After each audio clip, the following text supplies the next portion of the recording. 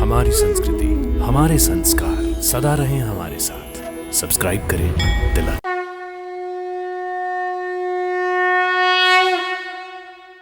भक्तों नमस्कार, प्रणाम, सादर नमन और अभिनंदन।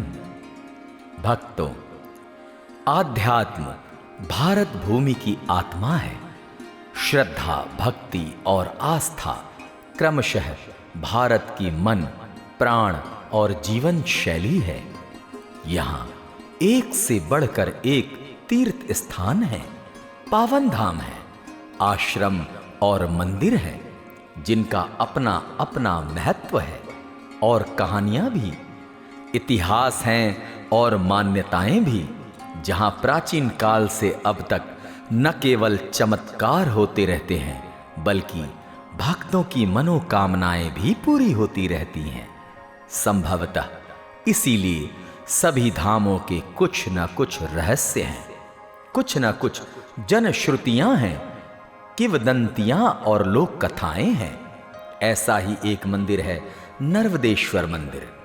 भक्तों, नर्वदेश्वर मंदिर कांगड़ा के महाराजा संसार चंद की महारानी प्रसन्ना देवी द्वारा बनाया गया एक सुप्रसिद्ध शिव मंदिर है, जो अपनी अद्वितीय निर्माण शैली के लिए समूचे विश्व में विख्यात है।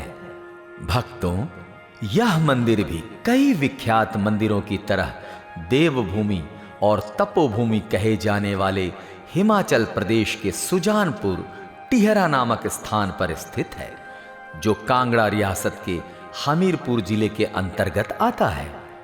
भक्तों, यद्यपि इस मंदिर का कोई शास्त्रीय अथवा पौराणिक आधार तो नहीं है, तदुपरांत इसका महत्व और इसकी ख्याति किसी पौराणिक स्थान से कम नहीं है।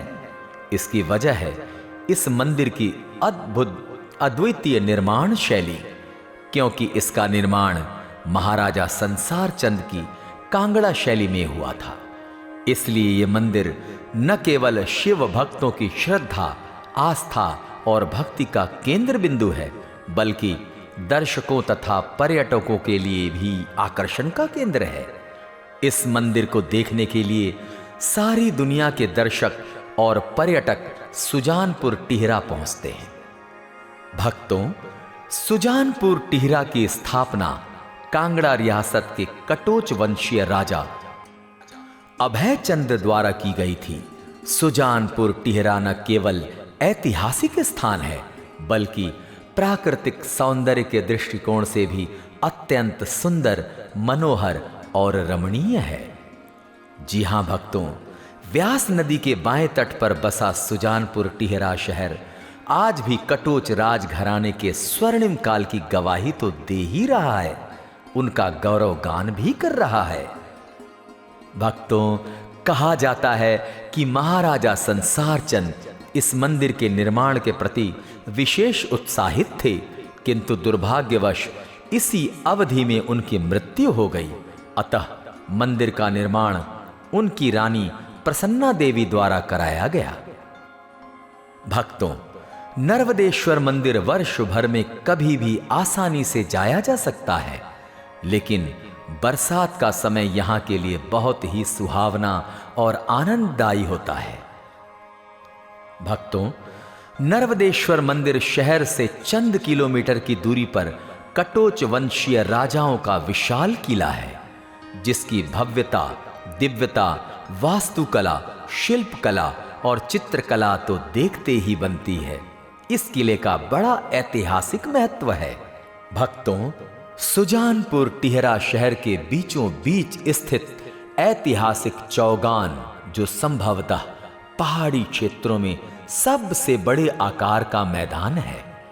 भक्तों, सुजानपुर किले में स्थित सन 1793 में बना गौरी शंकर मंदिर और शहर के अंदर सन 1790 में बना मुरली मनोहर मंदिर भी बड़े दर्शनीय स्थल है। सुप्रसिद्ध सैनिक स्कूल सुजानपुर टिहरा भी शहर के बीचों बीच स्थित है। भक्तों, कहा जाता है महाराजा संसार चंद्र के टिहरा में बने महल हैं, जिसमें 22 राजाओं के बैठने की व्यवस्था थी। लोग इसे बारादरी कहते थे। बारादरी की रामायण और महाभारत कालीन वास्तुकलाएं और चित्रकलाएं बड़ी सुखद और मनभावन लगती है। मेरा नाम सोनी प्रसाद है। मैं भारतीय पुरातत्व सर्वेक्षण विभाग में 25 सालों से कार्यरत हूँ। यह मंदिर महाराजा संसार चंद की पत्नी प्रसन्नी देवी ने बनवाया था। हर जगह, हर चारों कोनों पे इनके 4 मंदिर हैं। इसे बनाने में 50 वर्ष का कार्य लगा था।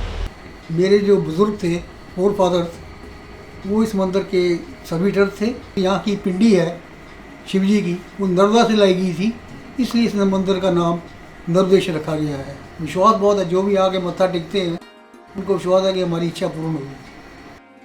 अगर आप नर्मदेश्वर मंदिर जाने के लिए रेल मार्ग का चुनाव करते हैं तो करीबी नैरो गेज रेलवे स्टेशन मांडा और ब्रॉड गेज रेलवे स्टेशन में एक तरफ जोगिंदर नगर और दूसरी तरफ पठानकोट है।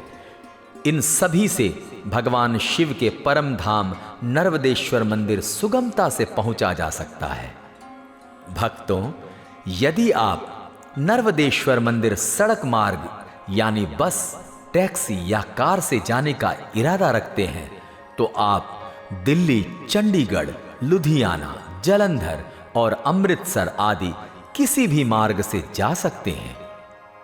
भक्तों, अगर आप नर्मदेश्वर मंदिर के लिए हवाई मार्ग का इस्तेमाल करना चाहते हैं तो इसके लिए नजदीकी हवाई अड्डा शिमला से कुछ ही दूर पर है।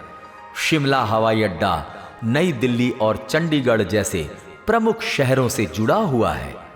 भक्तों, अगर आप भगवान शिव के इस ऐतिहासिक नर्मदेश्वर धाम की यात्रा करना चाहते हैं तो वहां पहुंचने के लिए अपनी सुविधा और क्षमता के मुताबिक उपरोक्त मार्गों का चयन कर सकते हैं और नर्मदेश्वर यात्रा का आनंद ले सकते हैं। तो आज के इस एपिसोड में बस इतना ही। एक नए धाम की यात्रा में फिर मिलते हैं। नमस्कार, प्रणाम, हर हर महादेव।